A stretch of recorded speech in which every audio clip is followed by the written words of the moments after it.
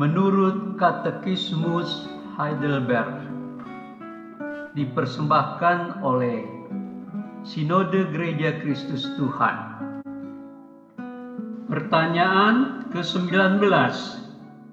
Bagaimana Anda dapat mengetahui akan hal itu? Injil yang kudus yang menyatakannya kepada saya. Allah sendiri sudah mulai menyatakan Injil itu di Taman Eden. Kemudian Ia menyatakannya melalui bapak-bapak orang beriman. Bandingkan Kejadian 3 ayat 15, Kejadian 22 ayat 18, Kejadian 44 ayat 10. Hari ke-33.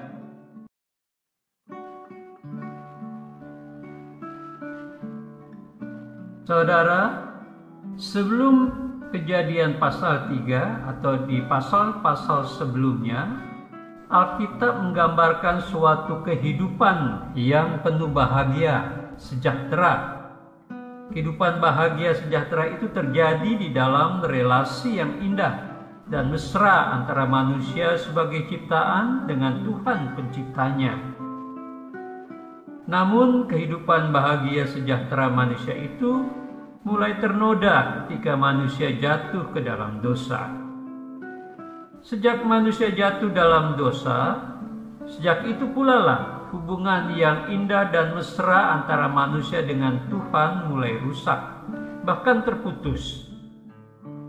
Saat itu manusia hidup dalam bayang-bayang ketakutan, keterasingan, dan bahkan kematian. Usahanya untuk memperoleh kembali hidup bahagia sejahtera sia-sia. Namun Allah penciptanya tetap mengingat manusia, sebab manusia itu telah diciptakannya sebagai mahkota dari segala ciptaannya. Oleh karena itu Allah tetap mengasihi manusia, dan Allah datang dan membuat atau mengikat perjanjian dengan manusia di Taman Eden. Saudara, isi perjanjian itu adalah Allah akan membuat permisahan, bahkan permusuhan antara si ular dan perempuan itu, antara keturunan si ular dengan keturunan perempuan itu. Keturunan perempuan itu akan meremukkan kepala si ular. Keturunan si ular akan meremukkan tumit keturunan perempuan. Ditulis dalam Kejadian 3 ayat 15. Dalam perjanjian itu, saya dapat melihat dengan jelas bahwa pada suatu waktu anak dari keturunan perempuan itu akan meremukkan kepala ular atau si setan itu. Perjanjian ini merupakan Injil yang mula-mula, awal berita keselamatan yang ditetapkan oleh Allah sendiri. Inilah awal berita keselamatan yang sudah dijanjikan Allah kepada manusia dan keturunannya. Kemudian Allah menyatakannya melalui bapak-bapak orang beriman di dalam Kejadian pasal 22 ayat 18, 44 ayat 10. Saudara, Allah itu setia. Ia setia terhadap janjinya. Ia setia memelihara janjinya sendiri. Oleh karena itu janji di Taman Eden kini dilanjutkannya kepada bapak-bapak orang beriman. Di dalam Kejadian pasal 12 ayat 1-9, Allah memanggil Abram. Di sini Allah kembali mengulangi janji tersebut dan Allah menegaskan bahwa oleh keturunanmu semua bangsa di bumi akan memperoleh berkat.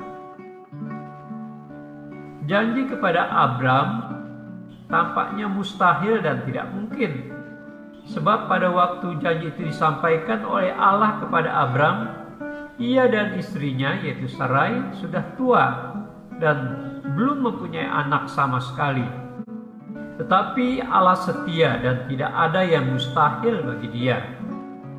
Seperti yang dikatakan oleh Tuhan sendiri di dalam Kejadian 18 ayat 14, yaitu janji mengenai keturunan Abram mulai terwujud dengan lahirnya Ishak pada masa tua Abraham.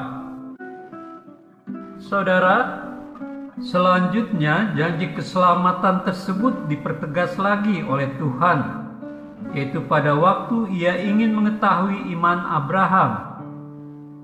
Tuhan meminta Ishak, anak sematawayang Abraham, untuk dikorbankan bagi Tuhan.